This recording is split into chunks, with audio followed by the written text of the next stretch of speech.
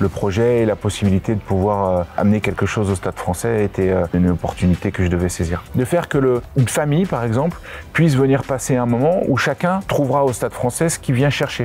Donc on est aussi une réponse à des problématiques d'entreprise. Et quand on dit partenariat, c'est ça en fait. Ouais. C'est qu'on est partenaire. On n'est pas simplement là pour recevoir un chèque et pour offrir une visibilité en contrepartie. Il faut engager les gens. Ouais, c'est bien. Okay. Bonjour à toutes et à tous et bienvenue sur le podcast Storytellers. Aujourd'hui, nous avons le plaisir de recevoir Thomas Lombard, ancien rugbyman international et aujourd'hui directeur général du Stade Français. Après de nombreuses victoires en tant que joueur, dont 4 victoires du top 14 avec le Stade Français, Thomas s'est reconverti professionnellement pour devenir consultant média chez RMC et chez Canal+. Après 13 ans de loyaux service, il devient alors directeur général de son club de cœur, le Stade Français. Aujourd'hui, vous l'avez deviné, nous allons parler rugby. Tout d'abord avec la carrière de Thomas et surtout ses nombreuses évolutions, puis nous verrons comment le Stade Français innove chaque jour pour ses joueurs mais aussi son public. Et enfin nous aborderons les ambitions futures de ce club et ce qui est mis en place dès aujourd'hui pour qu'il brille encore plus demain. Une discussion exclusive et passionnante autour de cet ancien grand joueur devenu grand directeur.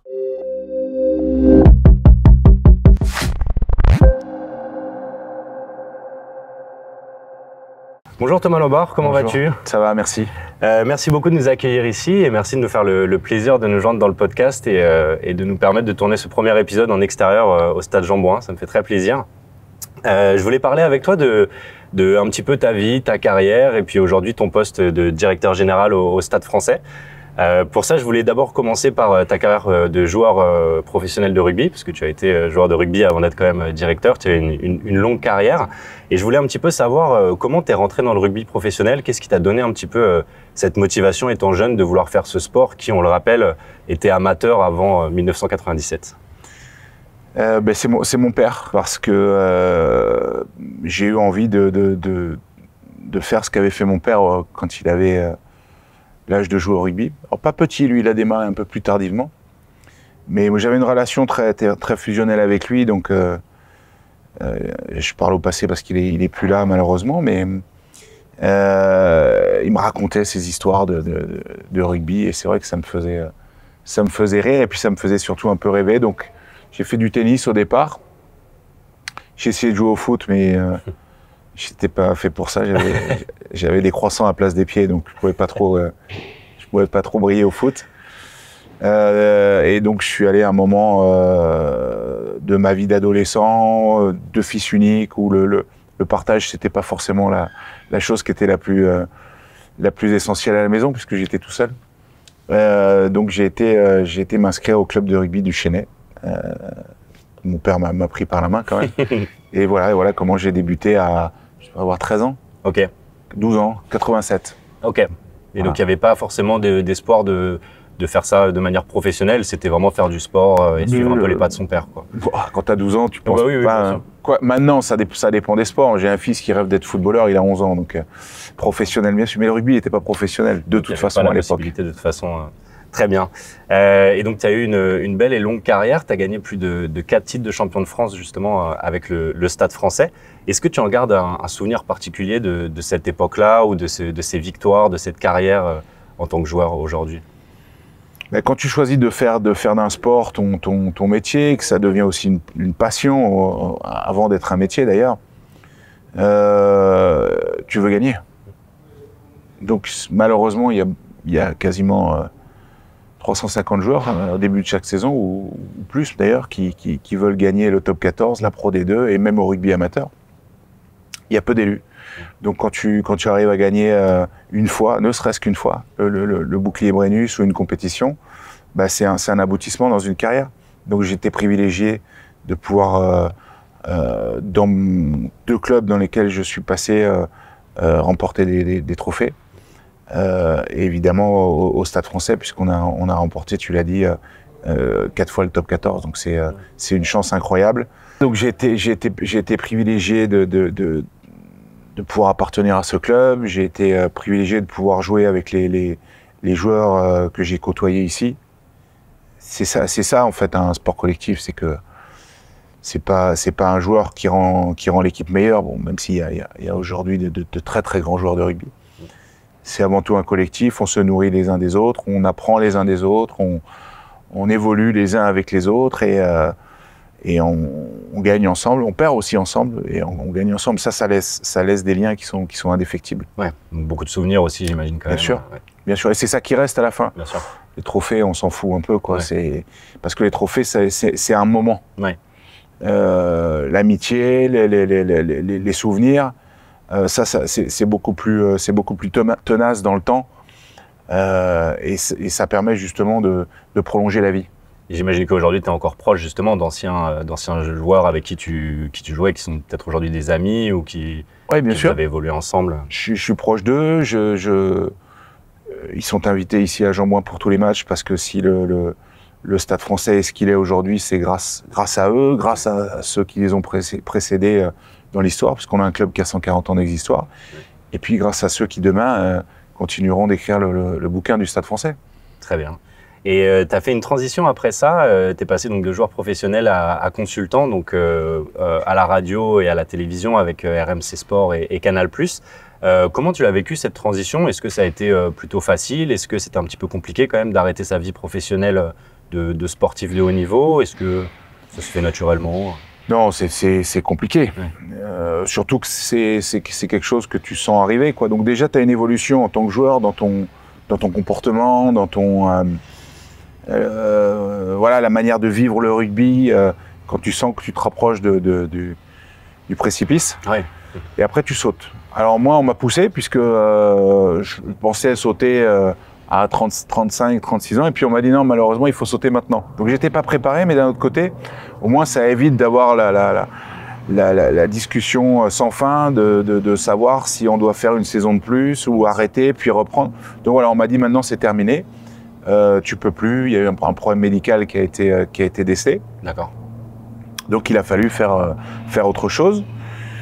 Au préalable, dans ma vie d'étudiant, j'avais toujours eu une appétence pour le journalisme. Okay. Voilà, donc grâce à la petite carrière que j'avais fait, j'ai eu l'opportunité de rentrer sur RMC, de rentrer sur Canal+, qui sont deux maisons extraordinaires quand tu aimes le sport et quand tu veux parler du sport. Et donc voilà, j'ai collaboré pendant longtemps avec eux, et puis j'ai appris aussi le métier de consultant, qui a été un formidable tremplin pour moi et une expérience incroyable. D'accord. Et après ça, tu es passé directeur général donc plusieurs années après, 6-7 ans après. Hein, tu as quand même passé plus que ça, 13 ans après. Ah oui, ok, donc 13 ans de journalisme au final plus tard. Ouais. Aujourd'hui, tu es le directeur général du Stade Français. Et qu'est-ce qui t'a motivé justement à prendre un tel poste? Est-ce que c'était voulu? Je sais que tu m'as dit en amont que entraîneur, ça t'intéressait pas. C'était pas quelque chose qui... Non. Pourquoi directeur général? Qu'est-ce qui t'a motivé là-dedans? Je pense qu'entraîneur, c'est une vocation. Oui. Si on le fait par intérêt ou par besoin, on peut devenir très bon, mais voilà, je prends l'exemple de Morgan Parra, par exemple, qui est cette année devenu entraîneur alors que l'an passé il était joueur. Oui. Lui, je pense qu'il est fait pour ça. Et d'ailleurs, ça n'a pas été une longue réflexion en ce qui le concerne. Il savait qu'il allait être entraîneur, en tout cas qu'il voulait être entraîneur. Okay. Moi, j'ai jamais eu cette approche-là. Donc je pense que je ne serais pas doué pour ça. Okay. Et que techniquement, tactiquement, il y en a qui sont bien meilleurs que moi. Okay. Donc voilà pourquoi j'ai pas été vers ce poste-là. Quand tu as passé 15 ans de ta vie dans une équipe, dans un club, avec tes potes, c'est particulier. Hein, c'est pas, enfin c'est le plus beau métier du monde, hein, d'être joueur de rugby. Hein, pour survivre quand tu es payé et bien payé pour le faire. Ouais, bien sûr. Donc t'éloigner de ça, c'est dur. Et le journalisme sportif, qui plus est dans le rugby, me permet aussi de ne pas déconnecter de manière trop brutale. Oui. Et en plus d'aller vers quelque chose que j'avais imaginé comme un truc qui pourrait me plaire. Okay. Donc voilà, il y a eu ça. Et puis après, l'opportunité de devenir directeur général du Stade Français, qui s'est fait là aussi un peu comme la fin de carrière, de manière un peu brutale. En tout cas, pas anticipé, pas avec des démarches de ma part. Mais le Stade Français représentait tellement pour moi, le fait de devoir être à Paris aussi, je le dis, hein, de pas de pas devoir emmener ta femme, tes gosses en province, déménager ou rompre le lien parce que toi tu pars et eux restent. C'était aussi des choses qui m'ont encouragé à accepter. Et pareil, c'est un club qui m'a énormément donné l'opportunité de rendre, l'opportunité aussi de pouvoir faire des choses concrètes. Je dis pas qu'un consultant ou un journaliste, il fait pas des choses concrètes, il fait des reportages, il donne un avis quand il commente une rencontre, il fait passer ses idées. Mais voilà, là, il y a une mise en œuvre bien sûr. Objective des choses que je trouvais assez exaltante. Donc, c'est un risque. C'est comme quand tu es sportif de haut niveau, tu vas t'adresser à des managers, à des chefs d'entreprise et tu leur expliques modestement comment il faut faire. Alors que toi-même, tu n'as jamais dirigé 100, 200 ou 1000 personnes. Mais voilà, tu as des trucs, tu leur expliques la culture de l'équipe.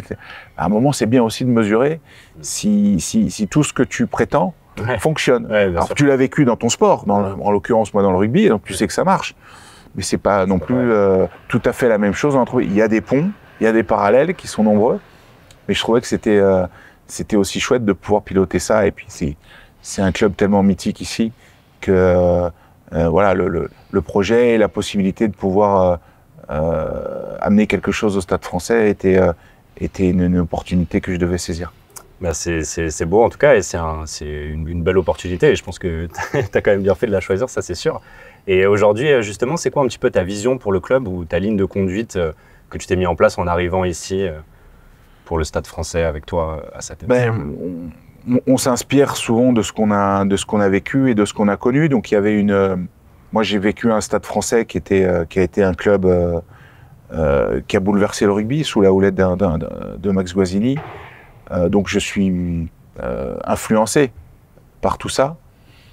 Donc forcément, ça va générer chez moi une volonté de s'appuyer sur un socle qui représente aujourd'hui, je dirais, l'ADN du Stade Français. Le rose, l'irrévérence, l'innovation, on va dire, plutôt que l'irrévérence. Et voilà, ça c'est des choses qui sont ancrées et que les gens attendent. Après, il faut arriver aussi avec un projet, parce que si tu fais strictement la même chose qu'un copier-coller de ce qui a été fait, ça peut pas fonctionner. Il faut embarquer les gens vers quelque chose de nouveau. Donc on a créé un projet, tout simplement. On a écrit de toutes pièces un projet pour le club, avec 3 grands axes. Le premier qui est l'éducation, puisque je pense que il est nécessaire pour les jeunes et pour les joueurs de rugby professionnels de pouvoir conjuguer à la fois l'exécution d'une carrière professionnelle dans les meilleures conditions, mais aussi de pouvoir aller chercher à l'extérieur, de se nourrir différemment, soit au travers d'une intégration d'une entreprise, ou alors dans le cadre de l'université, de la formation, et c'est encore plus valable pour les jeunes, évidemment. Qui doivent faire les deux. On devient une meilleure personne. Si on devient une meilleure personne, on devient un meilleur joueur de rugby. Et malheureusement ou heureusement, on ne devient pas une meilleure personne simplement en faisant de la préparation physique, de la musculation et en jouant des matchs. Sinon, ça se saurait. Donc, il faut avoir ça. On a la chance d'être à Paris. On a un accès à toutes les formations possibles et imaginables. Il faut encourager ça. Et il faut créer un système qui soit plus vertueux. Le rugby, historiquement, a toujours été un sport qui incarnait la réalisation du double projet. Il faut le remettre au cœur des priorités. Le deuxième pilier, c'est rassembler, puisque on a constaté que un certain nombre de supporters fréquentaient un peu moins le Stade Jean-Bouin, se retrouvaient un petit peu moins dans la culture, dans l'image que le club envoyait. Donc, c'est de faire revenir ces gens au club. Et ensuite innover, puisque l'innovation fait partie, je le disais tout à l'heure, de l'histoire de ce club.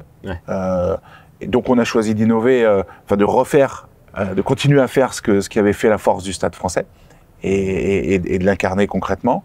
Et puis aussi d'innover autour de problématiques qui sont et de sujets qui sont plus des sujets d'actualité, de société. La RSE en fait partie. Et on a un axe très fort de notre développement du club sur les 5 prochaines années autour de la RSE. Je profite d'ailleurs pour dire qu'on est le premier club professionnel à avoir un projet sportif qui a été labellisé par l'AFNOR. Voilà, pour montrer qu'on ne fait pas que de la communication. Il y a des actions mises en place. On dit ce qu'on fait et on fait ce qu'on dit. Très bien, ok. Bah justement, on va en parler un petit peu plus tard et je voulais te poser une ou deux questions là-dessus un petit peu après. Et donc justement, pour ce côté innovation, est-ce que vous regardez un petit peu aussi ce qui se fait sur les autres clubs, j'imagine, parce que voilà, la scène parisienne, déjà, on a 2 clubs différents qui sont à Paris ou du moins en région parisienne, mais il y a aussi une très grosse scène dans le sud-ouest, forcément pour le rugby. Est-ce que vous surveillez un petit peu ce qui se fait dans les autres clubs, ce qui se fait aussi à l'étranger pour ce côté innovation ou quand même? Mais évidemment, Ouais, évidemment, il n'y a pas de problème pour nous à s'inspirer ou à faire ce qui marche ailleurs. Ouais. On prétend pas tout savoir, Ouais, on prétend pas mieux faire que les autres. De temps en temps, on a une idée, et les autres aussi. Ouais. Donc si elle marche, on est là pour servir le rugby. Hein. Ouais, bien On sûr. est là évidemment pour l'institution, pour le Stade français, mais on est là pour servir le rugby. Donc toutes les idées sont bonnes à prendre, à reproduire. Alors en fonction des territoires aussi, puisque le rugby c'est un sport avec une forte territorialité. Ouais. Il y a des choses qui vont mieux marcher à Paris, mieux marcher à Perpignan, à Toulouse, à Toulon ou ailleurs. Donc il faut aussi comprendre l'environnement dans lequel on évolue, pardon. Ouais. Mais oui, bien sûr qu'on regarde. Et puis dans d'autres sports, il n'y a pas que sûr. le rugby. Hein. Oui, non, bien sûr, mais je me demandais justement, vu que c'est assez particulier d'avoir, encore une fois, une scène qui est très représentée dans le sud de la France, qui l'est un petit peu moins... Elle est moins représentée au niveau du rugby professionnel. Ouais. En revanche, il y a des clubs de rugby dans toute la France. Oui, oui, bien sûr. Amateurs. Bien sûr. Mais c'est très important parce que parfois on a l'impression, on dit ouais, il y a une telle disparité sur la répartition des clubs sur l'Hexagone que non, mais non. Il y a des clubs de rugby en Alsace, il y a des clubs de rugby dans l'Est, il y a des clubs de rugby en Bretagne, il y a des clubs de rugby dans le nord de la France et des très bons clubs, des gens qui travaillent très bien. On a d'ailleurs nous 25 partenariats qui sont signés avec des clubs en France et également hors de France. Okay. Ce qui montre que voilà, le rugby est un sport qui est beaucoup pratiqué. Alors j'en conviens sur la répartition des clubs professionnels, on peut peut-être faire mieux, mais qui est un sport qui est très pratiqué avec 1800 clubs en France. Oui, ce qui est énorme. Très bien. Et pour Fast Story, tu sais qu'on travaille beaucoup l'expérience fan et l'engagement des fans.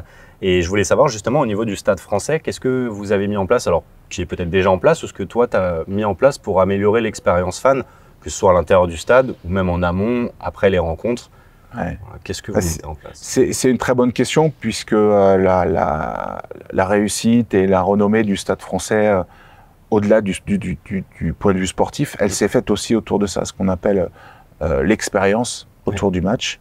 Avec Max, les spectacles pour les enfants. Et donc ça a attiré un public qui venait pas jusqu'à présent voir le rugby. Parce que le père de famille aimait le rugby, mais bon, sa femme et ses enfants, ils venaient 2 fois par an, mais ils n'allaient pas venir tous les week-ends. Et du coup, en créant ça, il a créé un courant de sympathie, il a généré une adhésion autour de publics différents, nouveaux. Oui. Les femmes. Alors, il n'y a pas eu que l'expérience, il y a eu aussi la communication qui s'est faite, les calendriers, le rose, etc. Les joueurs, parce que les joueurs sont très importants là-dessus. Oui. Donc ambassadeurs. Il faut avoir des ambassadeurs. Bien sûr. Et donc, on essaye de continuer ce chemin-là. Et on a un sujet qui n'est pas le sujet du Stade français, mais qui est le sujet du rugby en général, qui est un sujet de rajeunissement ou de captation de public plus jeune. Ouais. Alors ça peut se passer sur la partie digitale. On crée des contenus, les jeunes sont très friands de ces nouveaux outils de communication, qui consomment pas mal de choses là-dedans, mais on a du mal à les engager sur des choses plus concrètes, comme venir au stade de manière régulière, etc. Donc il faut arriver à comprendre ce qu'ils ont besoin et ce qu'ils ont envie de voir, en plus du match de rugby. Ou ce qui pourrait les amener à venir voir le match de rugby si on a d'autres choses. Donc l'aspect festif. On est sorti d'un an et demi difficile avec le Covid, pour pas dire très difficile, où les gens ont vécu chez eux, ils ont eu du mal à avoir des relations sociales. Bien sûr. Donc tout ça a généré aussi un manque. Donc on a créé la bodega. Alors c'est pas un truc, ça existe partout les bodegas, mais c'est vrai qu'ici la bodega, elle était jusqu'à présent sous la tribune. Donc l'été c'était très sympa parce qu'il faisait bon, mais à partir du mois de décembre, janvier, février, il fallait boire beaucoup de bière ou alors être très couvert pour pouvoir tenir plus d'une demi-heure dehors. Donc on a créé une bodega dans les espaces, ce qui nous permet de réunir 1200 personnes. Et cette bodega elle est ouverte à tout le monde. Okay. Il ne faut pas avoir le bracelet de la bonne couleur, on s'en fout. Okay. Bon, y a 1500 même, 1500 personnes qui peuvent rentrer dans cet espace. Alors il faut aller vite à la fin du match. Mais au moins voilà, on a ce souci de connecter les gens.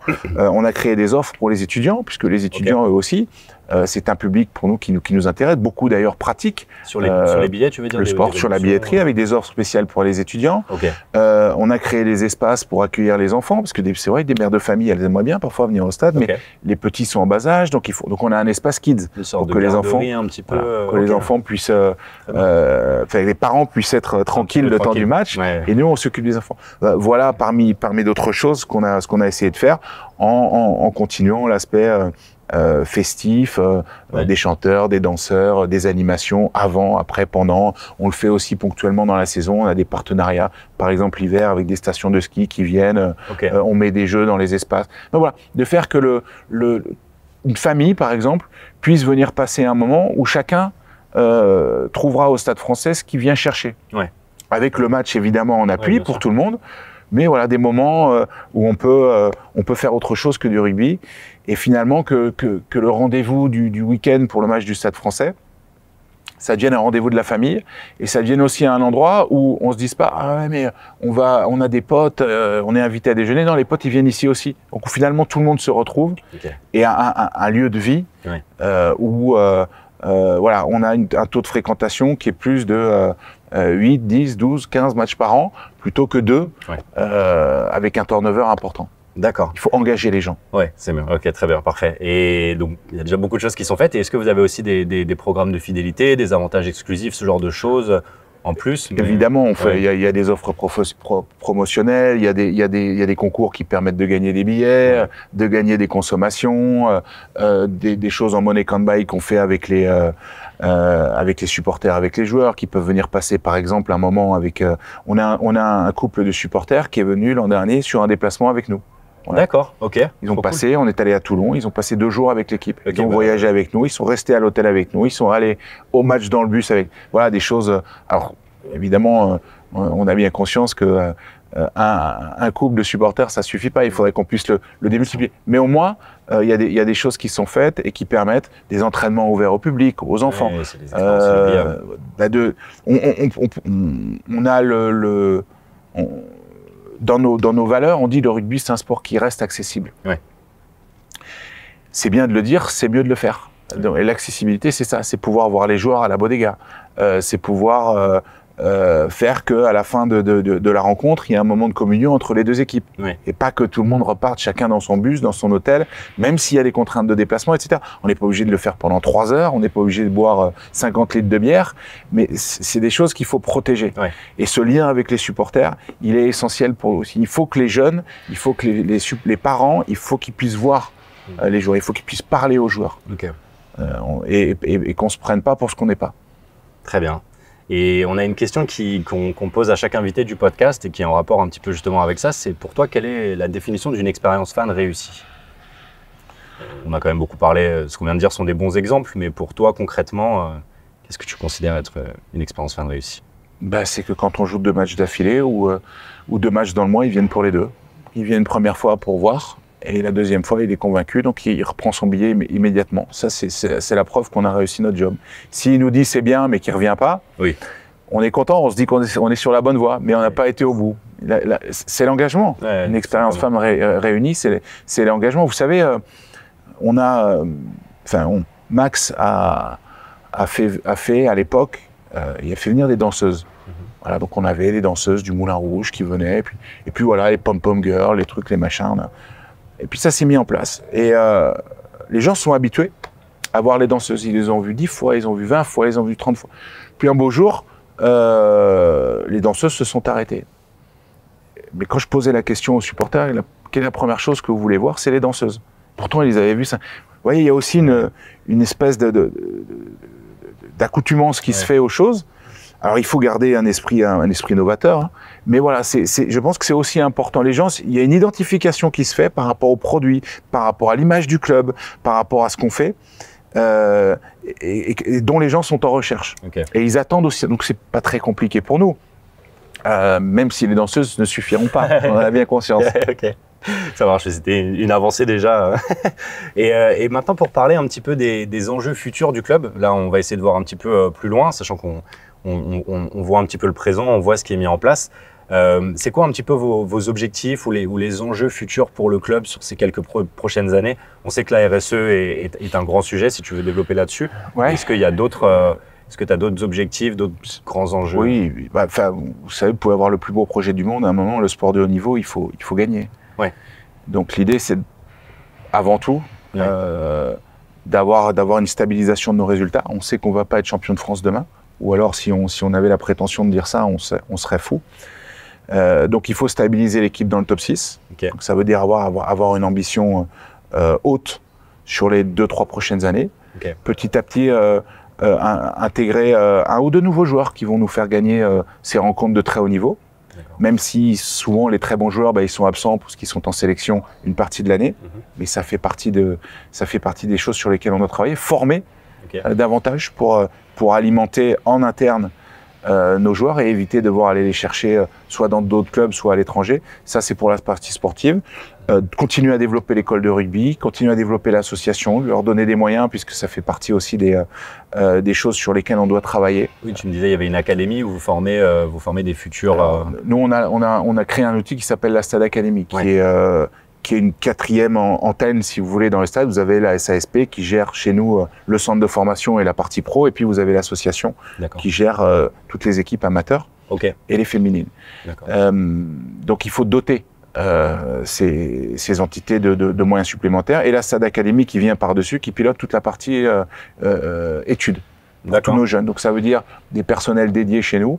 Aujourd'hui, on pilote les études de 180 jeunes dans le club. L'idée, c'est des garçons et des filles.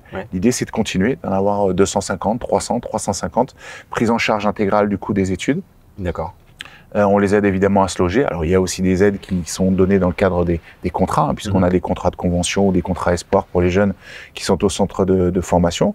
Mais pour les autres, il faut les aider. Si on a une ambition, il faut avoir les moyens de son ambition. Donc, on a un fonds de dotation qui capte de l'argent et qui permet d'utiliser ces fonds sur plusieurs axes.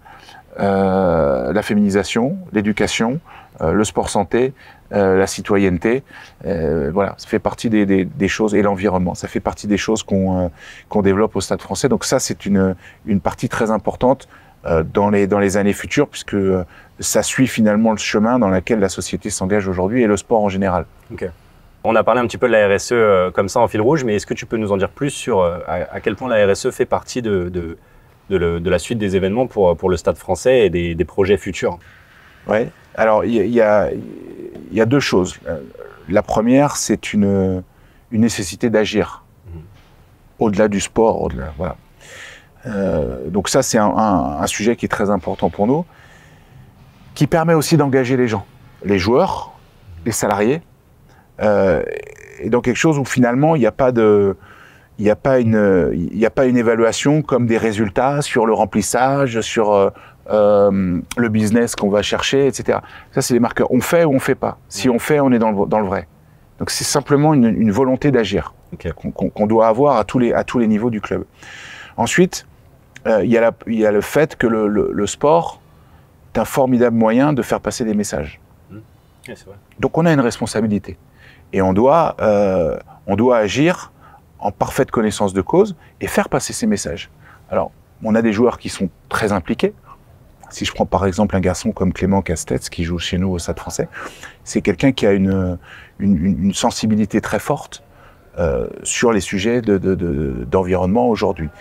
Koumba Diallo, Lénaïque Corson qui était au Stade Français, pareil. Donc eux, c'est des gens qui sont intéressants parce que ils viennent convaincre leur père qu'il faut agir et leur donner. Et puis après, nous on met en place des choses assez simples. Par exemple, les bouteilles d'eau.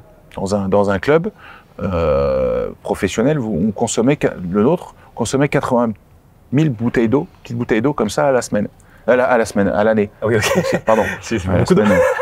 C'est déjà beaucoup. C'est vrai, c'est déjà énorme, bien sûr. Donc, si on peut faire quelque chose, donc on a mis des gourdes à disposition. Mais quand vous mettez des gourdes, il faut mettre des distributeurs d'eau.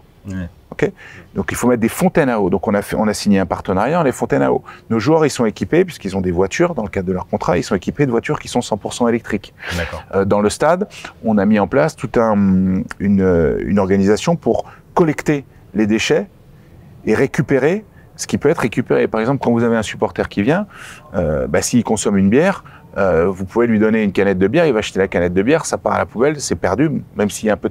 Nous, on essaie d'avoir des gobelets qui sont réutilisables, donc il faut les collecter. Tout ça, c'est une organisation. Et après, il y a tous les sujets d'environnement plus généraux, d'éducation autour des bonnes pratiques qu'on mène avec la Fondation Good Planet, avec qui on est partenaire, de Yann Arthus Bertrand, donc qui vient au club mobiliser les élèves, les jeunes de l'académie, les pros également, sur comment bien manger des légumes de saison, comment cuisiner de manière intelligente en fonction respectant l'environnement. Voilà, tout un tas de choses. On a fait des clean walk, on a fait beaucoup de choses pour amener un rapport à ces questions-là plus fort et un questionnement pour les jeunes garçons et pour les jeunes filles. Alors, c'est vrai que les très jeunes générations aujourd'hui ont une sensibilité plus exacerbée que nous, on peut l'avoir, ou que les joueurs actuels. Mais voilà, ça suffit pas. Il suffit pas de se dire non, mais ça ira mieux dans 10 ans parce qu'il faut qu'on fasse. Donc nous, je reviens à ce que je disais, le sport peut faire passer des messages et on peut montrer comment il faut faire et on peut montrer qu'on est engagé et derrière, les gens vont suivre. Donc il faut qu'on utilise ce vecteur de communication. Et ça, c'est toi qui a mis ça bien plus en place à ton arrivée? Mais c'est moi. Enfin, votre équipe, je oui, dirais, bien sûr, c'est une équipe. Vous savez, les décisions, elles se prennent jamais seules. On peut avoir des idées, on peut avoir... maintenant, il faut susciter l'adhésion aussi. Bien sûr. C'était très important de le faire. On n'est d'ailleurs pas les seuls. Il y a beaucoup de clubs qui l'ont dessus. On a fait le bilan carbone du club aussi pour inciter les salariés et les gens qui travaillent au quotidien à mieux faire. Alors ça peut être sur nos déplacements, on va évidemment prioriser le train, ça peut être sur les commandes, donc on commande beaucoup de choses dans un club de rugby, mais d'où viennent les produits? Est-ce que c'est des entreprises en local? Est-ce qu'on va chercher à l'étranger avec tout ça? C'est des petites choses, mais qui quand on les additionne, représentent quand même une masse importante. Et si ça peut encourager les autres aussi à changer et à s'engager avec nous, c'est bien. Puis le dernier point, c'est que c'est aussi une problématique pour les entreprises. Aujourd'hui, quand vous allez chercher un nouveau partenaire, c'est plus comme il y a 25 ans, quoi. Ce partenariat-là, il est suranné, c'est fini. Le chef d'entreprise qui aime le rugby et qui, oui, bien sûr, je te fais un chèque, et puis qui dit à son comité directeur, bon, j'ai décidé que, ça marche plus comme ça. Donc il faut expliquer pourquoi, comment, et embarquer les gens. Donc quand on touche et qu'on a des réponses à apporter à des sujets comme celui-là, forcément, on a un peu plus d'écoute, on a un peu plus de résonance. Ce qui n'enlève en rien le fait que le patron ou l'équipe dirigeante peut avoir une affection particulière pour le rugby. Donc on est aussi une réponse à des problématiques d'entreprise. Et quand on dit partenariat, c'est ça en fait. C'est qu'on est partenaire. On n'est pas simplement là pour recevoir un chèque et pour offrir une visibilité en contrepartie, par exemple. Il faut qu'on aille plus loin. Très bien, ok, c'est très clair et en tout cas c'est très encourageant pour la suite, c'est des beaux objectifs. Et pour revenir un petit peu sur des questions un peu plus personnelles, est-ce que toi tu aurais, pas forcément un top 3, mais en tout cas un souvenir ou deux souvenirs dans ta vie en tant que fan ou en tant que joueur qui t'ont vraiment marqué? Nous en général on pose cette question-là un peu à nos invités pour leur demander des expériences fans qu'ils ont vécues. Toi vu que tu as été sur le terrain, ça peut être une expérience de joueur, mais est-ce que tu as un ou deux souvenirs qui te viennent en tête comme ça et tu dis voilà, c'était un très bon moment, il y en a peut-être beaucoup. J'ai un souvenir qui est celui des 8 ans de carrière que j'ai passé ici. Je l'ai dit tout à l'heure, on a vécu, sans s'en rendre compte d'ailleurs, on a vécu grâce à Max un moment de vie absolument incroyable. Et on s'en rend compte que rétrospectivement. Bon, déjà, c'est pas mal de s'en rendre compte. C'est bien. Parce que on percute et on perçoit l'impact que ça a eu aujourd'hui sur le rugby. C'est-à-dire comment cet homme a pu influencer un sport qui est quand même très conservateur et comment beaucoup sont inspirés de ce qu'il a fait. Donc nous, on était au cœur du dispositif, on était acteurs sans le savoir. Mais c'est une véritable révolution. Donc ça, c'est un souvenir. Après, je dis souvent les boucliers, les trophées, c'est sûr, c'est génial sur un CV. C'est bien, il vaut mieux avoir gagné que pas avoir gagné. Et on est privilégié là-dessus. Mais ce qui reste, c'est quoi? C'est les relations que tu as pu créer avec les gens. Ouais. Voilà. Et le fait aussi que dans un groupe humain, t'as pas que des potes. Hein. Oui, bien sûr. Il y en a avec qui tu t'entends bien, d'autres moins bien, d'autres pas du tout. Et ce qui est amusant, c'est de se dire que voilà, malgré nos différences, malgré nos différends, malgré nos désaccords, on a réussi quand même à créer un cadre où on nous a permis de créer un cadre qui a fait qu'on a pu fonctionner ensemble. Oui. C'est un peu l'histoire de la société, je ne veux pas faire le philosophe, hein, mais de la société actuelle, c'est le vivre ensemble. Yeah, alors nous, on vit ensemble autour d'un projet qui est de gagner le championnat, de se maintenir, de gagner des matchs, peu importe. Mais déjà, là, c'est pas évident. Ah bah oui, bien sûr. Hein. Avec un collectif aussi, et c'est des relations. Et donc, quand tu gagnes, ça veut dire que tu as réussi à le faire. Ouais, et ça, c'est intéressant parce que ça te nourrit aussi en tant que personne. Et ça te montre que tes idées préconçues, ta manière d'appréhender les gens sur une première rencontre, en fait, c'est bidon tout ça. Ouais. Ça marche pas. Ou des fois, tu tombes juste, mais souvent, tu tombes à côté, tu te trompes. Ouais. Donc, ça te fait évoluer. Oui, bien sûr. Et à l'instar de ce que je disais tout à l'heure sur le fait de devenir des meilleures personnes, ce sont des expériences qui, je pense modestement, te permettent de devenir toi aussi un peu meilleur, de t'améliorer. Oui. Et ça, c'est intéressant de se dire, voilà, grâce aux autres, j'ai pu changer. Ouais, je ne change pas de tout au tout parce qu'on ne se refait pas. Oui, non, mais on évolue. Mais tu évolues. Ouais, c'est ça. Tu évolues. C'est beau en tout cas, et puis tu as eu l'occasion d'évoluer avec presque 3 vies différentes, entre guillemets, entre ta vie de joueur, ouais. Ta vie de consultant, journaliste et ta vie aujourd'hui de directeur général. Ça fait une vie bien remplie déjà, et puis j'imagine que ça t'a permis de rencontrer et de faire justement beaucoup de rencontres et de pas mal évoluer. C'est beau en tout cas. Mais voilà, moi c'est tout pour moi en tout cas, Thomas. Merci beaucoup pour ton temps. Merci pour toutes ces informations et c'était un plaisir d'être reçu ici au Stade Jean-Bouin et peut-être à une prochaine. Et bravo pour ce que vous faites. Merci beaucoup, c'est très gentil. Merci de l'invitation. Au revoir. C'est gentil, bonne journée. Merci d'avoir écouté Storytellers. Chez Fastory, nous sommes convaincus que l'expérience fan est la clé de la réussite des marques et c'est pourquoi nous mettons cet élément au centre de toutes nos actions. Nous sommes déterminés à aider nos clients à créer des expériences qui représentent leur communauté et qui établissent des liens émotionnels forts avec leurs fans. Nous espérons que notre podcast vous a inspiré à créer des liens plus forts avec votre communauté. Si vous êtes intéressé pour une démonstration de l'outil Fastory, alors n'hésitez pas à vous rendre sur notre site internet fastory.io pour y découvrir nos nombreuses réalisations.